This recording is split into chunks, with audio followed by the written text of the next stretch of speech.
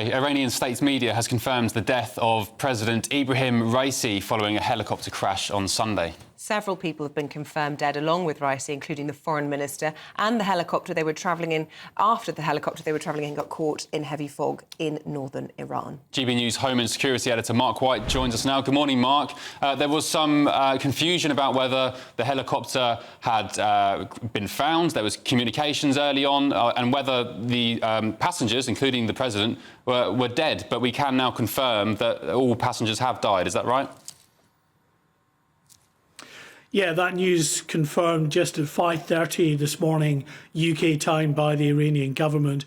Throughout the day yesterday, there were early signs of optimism when the official statements from the government in Tehran suggested that this had been a hard landing, that there had been some kind of communication with the crew on the ground. But later on, as the day unfolded and there was no sign of the aircraft initially, and the messages changed in terms of the information and the contact from the crew actually coming before the crash landing itself, suggesting, of course, that the events may have been somewhat more catastrophic. And then, of course, drone footage this morning showed signs of the wreckage. All you could see from the wreckage was the tail of the helicopter that was still visible. Then there was a patch of scorched ground where clearly there had been some kind of explosion and fire.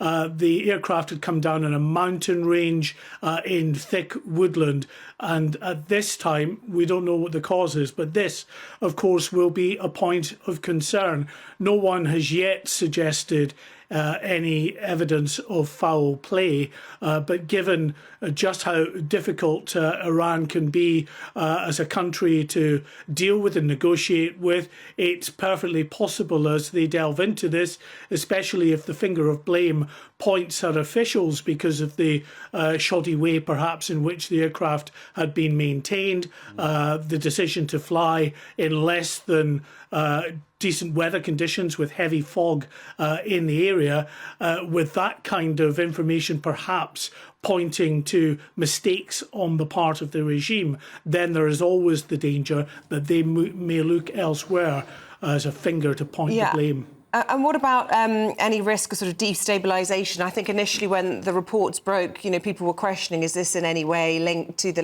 latest escalation between Israel and Iran? And, what will it mean for them to have to find a new president? I believe it could be the Supreme Leader's son, which would be a sort of level of stabilising things out quite quickly.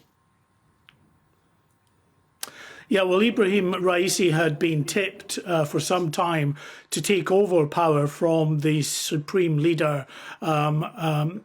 And at some point, given the fact that Khamenei is 85 years old, however, they will now, under the Iranian constitution, have to look for a new president. You suggested someone close to home for the supreme leader. That may well be the case. The hardliners are absolutely in control in Iran, in all levels of government, both within the political class and within the establishment in Iran as well. So whoever they pick, no one expects anything to be other than a shoo-in for that person. But there is always the risk of instability in Iran, not least because of the great deal of unrest because of the economic situation in Iran, with rampant inflation at 40% and a downturn very significantly in the economy there. There is always a danger of an adverse reaction from that restless population. Mark White, thanks very much for the update.